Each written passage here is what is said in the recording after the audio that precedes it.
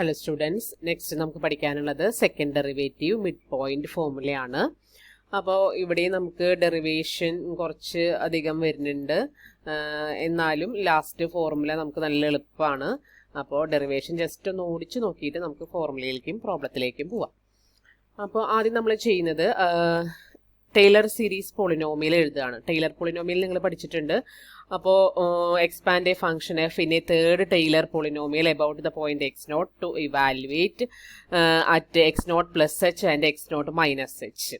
അപ്പോൾ ആദ്യം F of X naught plus എച്ചിനുള്ളത് എഴുതി. F of X naught plus H equal to F of X naught plus F dash of X naught into H plus f double dash of X naught by 2 factorial into H square plus F triple dash of X naught by 3 factorial, അതാണ് 6 എന്ന് എഴുതിക്കണേ, H cube plus 1/4 into error term ആണ് എഴുതിയിരിക്കുന്നത് 1/24 into F fourth dash of zeta 1 into H raise to 4.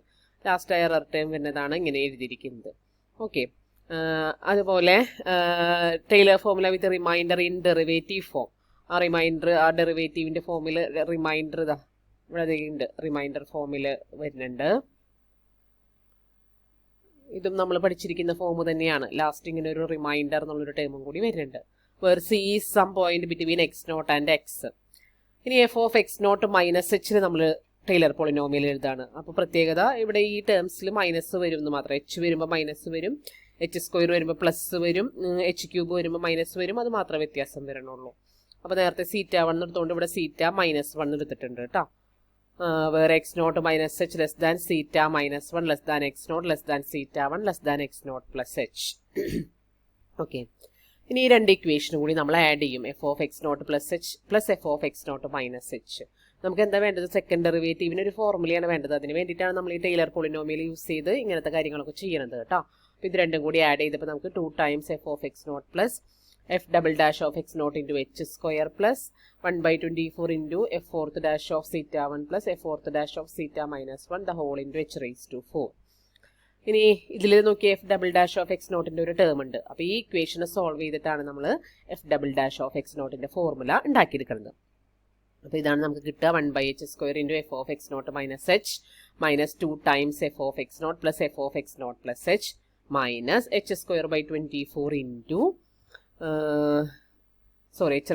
H square by 24 into f raise to 4 f fourth derivative of zeta 1 plus f fourth derivative of theta -1, where fourth derivative is continuous on x naught minus h comma x naught plus h. And since half of f fourth of theta 1 plus f fourth of theta -1 is lies between f fourth of theta 1 and f fourth of theta -1, the intermediate value theorem implies a number theta exists between theta 1 and theta -1, and hence in x naught minus h x naught plus h with f4 of theta is equal to half of f4 of theta 1 plus f4 of theta -1. അപ്പോൾ സീറ്റയുടെയും സീറ്റ -1 സീറ്റ 1ൻ്റെയും സീറ്റ -1ൻ്റെ ഉള്ളിൽ ഒരു സീറ്റ ഉണ്ട് എന്ന് identify ചെയ്യാൻ പറ്റും intermediate value theorem use ചെയ്തിട്ട്. Just നോക്കി പോയാൽ മതി.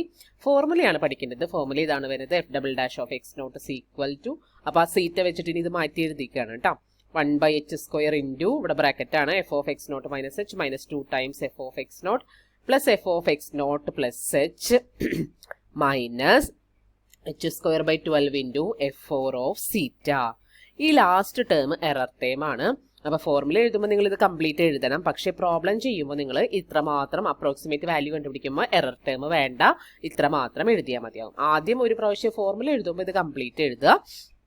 പ്രോബ്ലം ചെയ്യുമ്പോൾ ഈ ഇതുവരെയുള്ളത് മാത്രം എഴുതിയാൽ മതി, എറർ ടേം വേണ്ട കേട്ടോ. അപ്രോക്സിമേറ്റ് വാല്യൂ കണ്ടുപിടിക്കാൻ മതി. പ്രത്യേകം ശ്രദ്ധിക്കണേ. For some zeta between x naught minus h less than zeta less than x naught plus h. This formula is called second derivative mid point formula. Okay, x naught എന്ന് പറയുന്നത് mid point ആണ്. അതിലാണ് നമ്മൾ ഡെറിവേറ്റീവിനെ വാല്യൂവേറ്റ് ചെയ്തത്. അതിൻ്റെ മുകളിലുള്ള value ആണ് x naught minus h, താഴെയുള്ള വാല്യൂ ആണ് x naught plus h. X naught രണ്ടിൻ്റെയും മിഡിലാണ് വരുന്നത്. അതുകൊണ്ടാണ് ആ മിഡ് പോയിന്റ് ഫോർമുല എന്ന് പേര്. ഒരു പ്രോബ്ലം ചെയ്യുമ്പോൾ നിങ്ങൾക്ക് മനസ്സിലാവും പ്രോബ്ലം ഭയങ്കര എളുപ്പമാണ് ചെയ്യാനായിട്ട്. ആ ഫോർമുല മാത്രം മതി. ആ ഡെറിവേഷനാണ് ഒന്ന് വായിച്ച് നോക്കാനായിട്ടുള്ളത്. അതും ഡെറിവേഷൻ നിങ്ങൾ നോക്കണമെന്നില്ല, നിങ്ങൾ പ്രോബ്ലം നന്നായിട്ട് ചെയ്യാനായിട്ട് പഠിക്കുക കേട്ടോ.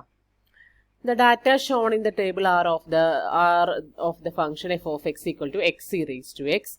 Use second derivative formula to approximate f double dash of 2.0.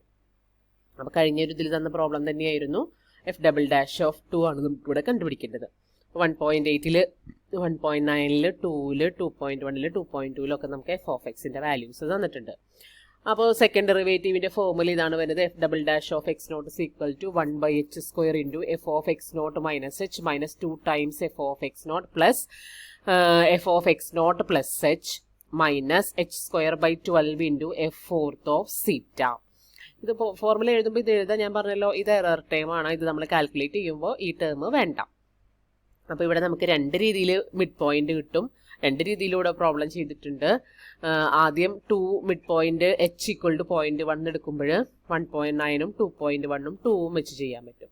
പിന്നെ വേണമെങ്കിൽ നമുക്ക് h = 0.2 എടുത്ത് ചെയ്യാം അല്ലേ. അപ്പോൾ 2 മിഡിലിൽ 1.8 2.2 എടുത്താൽ മതിയാവും. രണ്ട് രീതിയിൽ നമ്മൾ പ്രോബ്ലം ചെയ്യുന്നുണ്ട്.